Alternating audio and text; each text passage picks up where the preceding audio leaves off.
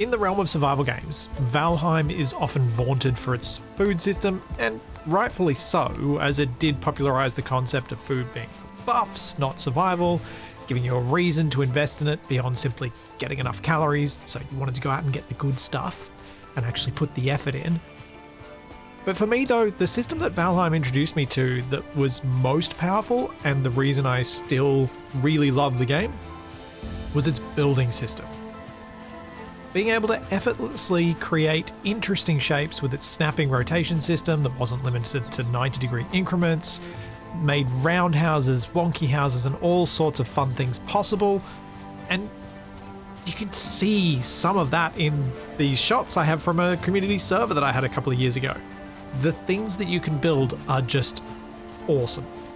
But given this, I've always been a bit surprised by the lack of games trying to emulate this system. Lots emulate the food side of things, but not too much has tried to emulate the building.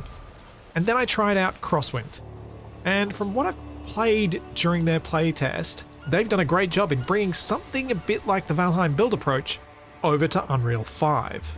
Crosswind kind of pitches itself as a survival adventure in the age of sail piracy, where you begin as a courier entrusted with a secret cargo until you're attacked by pirates, your cargo is stolen, you end up stranded on a mostly deserted island where you can eke out a living until you're powerful enough to face off against the evil pirate that created this mess you're in.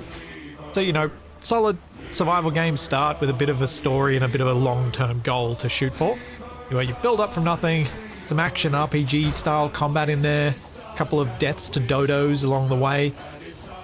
But the moment where I really kind of got excited about the game was when I began to build my first little beachside shack.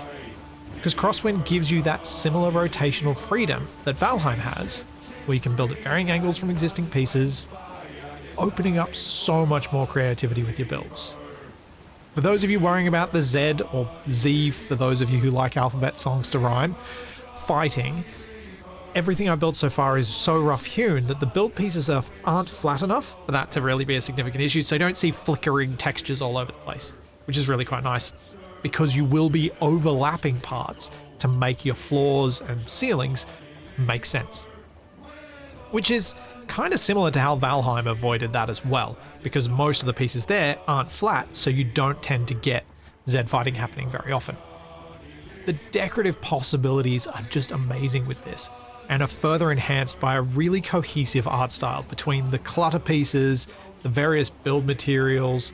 They all work together really well and make it possible to surprisingly quickly put together something that starts to feel like a proper pirate safe haven where the sunshine and rum are plentiful.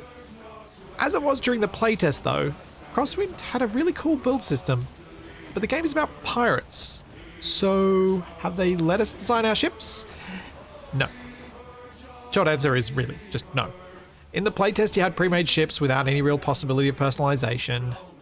I'm not sure that's going to change. I don't get the impression it was going to. However, I did see a comment on one of their YouTube videos by them saying that they do want some personalization of ships, so I guess we'll just have to wait and see. I would personally love to see the option to at least put some of the clutter, like the mugs and maybe some custom storage on our ships to make them feel more special, and that way they can kind of feel a bit more important to us when we take them into combat. And with the topic of combat, we come to the pink fluffy elephant in the room, which is the ship combat felt like it was still in very early development, though it was quite serviceable, and for what was there, you know, we've got the typical Age of Sail ammunition types you'd expect, standard ball, you've got your bar shot, or chain shot for taking out the sails, you even had NPC ships that handled themselves okay. You did, however, have magical sails that worked in every single direction, so that you did not have to take into account wind direction at all, so I'm hoping they changed that so that the sailing becomes a bit more developed. They did have boarding actions that you could do from your tiny ship to bigger ships, and the fighting there was actually kind of fun. I really looked forward to dragging a friend along, or a couple of friends along for the boarding actions, and then fighting with a fully human crew versus the NPC crew. That seemed really exciting to me, and thankfully was also really exciting as a prospect to lots of the people who played their playtest, because this is the thing. Crosswind was actually being planned as an MMO of sorts, with PvP being a big focus. And then the developers got their feedback from their test. And now they're ditching all that and they're going with co-op PvE, so I can be excited because also that means that it's probably not going to need to be an always online experience, and a small team of developers don't need to pay for server maintenance. Yeah. And if you like PvP, well, I really like co-op. I don't like my sandcastles getting kicked down by other people. I like to make them pretty, and I like to spend time on that knowing it's not going to get ruined. So I'm really happy. I think this is the right direction for them to go, because I feel like they have already got the core stuff to make a really fun pirate-themed, and I say pirate-themed because the sales side of things isn't super developed, as I mentioned before, but a pirate-themed survival game for us to build in. And with the big negative of always online MMO style, particularly as someone who lives in a part of the world that is a long way away from, well, everything, latency sucks. And the move to co-op, according to their press release, seems like we get to local host, we get to play offline, and we get to enjoy no latency.